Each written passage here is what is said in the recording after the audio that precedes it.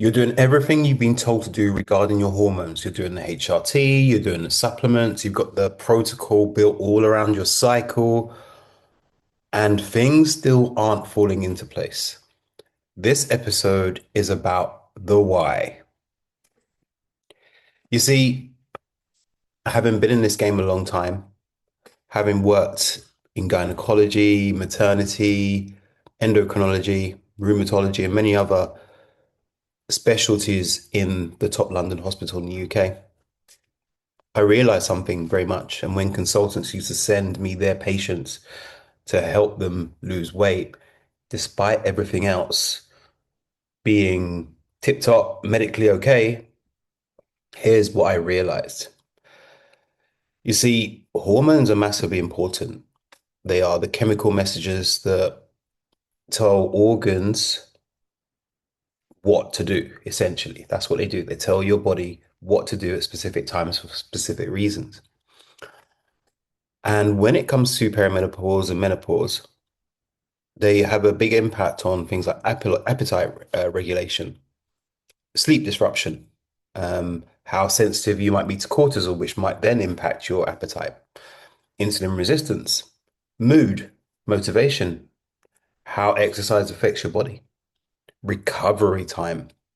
These are all the things that hormones can do in things like perimenopause, menopause, and PCOS for that matter. Okay. So when the doctors used to send me their patients, I already had all the background. They would say, right, I'm referring this patient to you. Um, Everything clinically is well, but for some reason they can't lose weight. I understood exactly what was happening. Okay. I knew exactly what was happening. And here's the thing, the hormone conversation is really important. But currently, the way that I see the hormone conversation is it always talks about what makes it harder, which is important. But the question that nobody is asking is what's making it impossible to change your body, change your health. And what I want to introduce you to is this. You see, the ladies I work with will often exhibit the actual real issue that's going on. This might be you. You get an email at 11:15 p.m. and you must respond, or there's a WhatsApp in the work directors group that you must respond to. Okay. The I'm doing everything right, but it doesn't then include what happens on the Friday night when you've had a stressful week with delivering board presentations, etc. Okay. It's when after 2 weeks you go quiet with whoever you're working with or your personal trainer and you're trying to figure it out yourself. It's when you're watching Netflix and you decide to go for the chocolate bar. None of that is hormonal. What they are negotiation events. Okay. And these are the things that are happening in women who have optimized every area of their life. You've got the HRT, you've got all of the supplements, you've got the perfect protocol, but you're still stuck. And those are the reasons that are happening, etc. Why? See, this is what happens, and I can hear it very quickly the minute I start working with someone. Okay. Because we'll understand the medical history, the dieting history, etc. But I want them to explain what's happening. And I see it in the language that you use. Okay. And it'll be something like this. It's my hormones. Okay. And what happens is we recruit complexity to shroud what is a simple conclusion. It's the case we build from real evidence, weight gain, not exercising properly, not eating well, not sleeping well. And what it does is it closes the investigation down fast. Okay. What it does, it says, this is the problem. Do not look at it any deeper. Okay. And this is something that happens very a lot, right? It's the woman who is meticulous about taking her HRT and the supplements and the sleep hygiene and the stress management. Everything's perfect. But then they go quiet for 2 weeks and haven't spoken to their personal trainer or their coach. Then comes back with the guilt that says, "Oh, I've been really stressed and I've been trying to fix it on my own before reaching out." That right there is what we call a negotiation. Okay. You're negotiating getting the problem solved faster by keeping quiet and trying to fix it yourself. Because if it felt right to fix it, you would have just reached out straight away. It's the woman whose boardroom standard and kitchen standard are two different operating systems. Because you would never go to the boardroom and say, "Oh, I couldn't make this presentation happen." You would do everything in your power to make it happen. What happens is when you get home, is that people aren't watching you. You don't have the spotlight.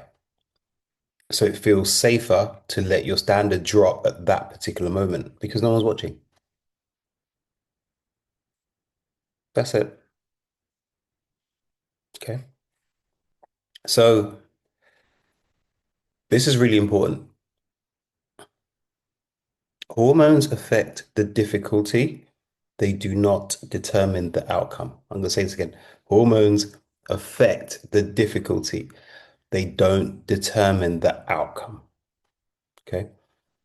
And the wellness industry has collapsed them into one because ultimately it's harder for you doesn't build an audience. The rules are different for you does build an audience. It makes it feel like there's all these enemies around and you cannot help yourself. So it actually aids in the negotiation with yourself. And the rules aren't different. It's just the margin for error is smaller. The consistency requirement is higher. It means that where you used to get away with a 70-30% split between being in line with your goals now requires 80-20, 90-10, 95-5. And this is why it's even more important to understand that the negotiation you have with yourself costs more in this phase of life than it did before. That's the root of it. The negotiation that you used to be okay with before just can't show up in the same way it did now. Okay. Which means the negotiation has stopped, not because it's easy, but the cost of that negotiation has now increased. It's impacting your performance. It's impacting how you show up. It's impacting the way you look and feel about yourself. It's impacting the clothes you can wear. It's impacting the confidence as to which you go for promotions, you go for that speaking gig. It's all everything is impacted by that negotiation. And here's a question. If you give up all your agency to your hormones, what agency do you have left? So again, if you give all your agency to your hormones, what agency do you have left?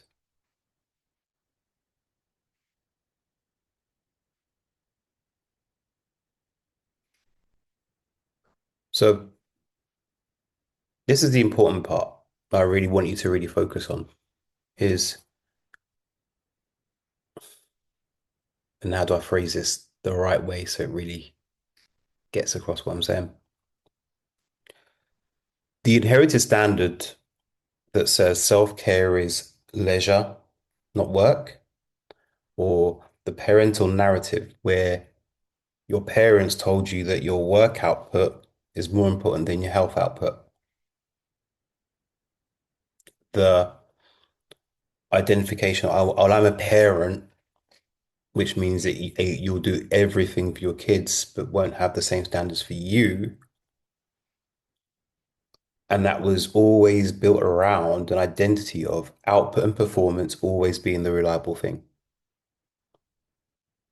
And that's been the private, quiet loophole available in the health domain because nobody's watching that. Everyone's focused on your output. Everyone's watching how you show up like a boss at work. Everyone watches how you perform in a tricky negotiations um, with a bid or a client that's been difficult. And this is where the important work that I have with my clients is one of the things that I have is called a superior identity because what we're doing is we're now moving the identity that you have in professionally into the health domain of your life. And what happens when we go through that piece of work and we refine it over time that we work together is that I see this. The women I work with no longer just see themselves as the parent or whatever. They see themselves as I'm an athlete. I am the hot body girl because they realize that they've been silently negotiating with that part of their health for years, decades even. And it takes work, it takes time. Even today, I had a client talk about how she's now in clothes that she wore 7 years ago. She'd never been able to fit into them. The protocol that we've given her from a nutrition point of view is not super duper new. It's not massively hormonally fixed. We have got her to the stage where she no longer is negotiating about her health practice. That's her superior identity. That's it in a nutshell. So I just want to leave you with this. Your hormones are not the obstacle between you and the health and the body that you want. They're the context in which you have to do the work. And it's the same obstacle that has always been there, but this is an even bigger one now. The actual barrier, the actual blocker is the private negotiation that happens when nobody is watching, including you. Address that, then the hormones become more manageable. Leave that unaddressed, and no protocol in the world is ever going to be enough. So I want to leave you on that point. It's not hormones, it's a private negotiation with yourself. And if you tried everything to fix your hormones and you're doing everything right and you're still not getting results, then we need to talk.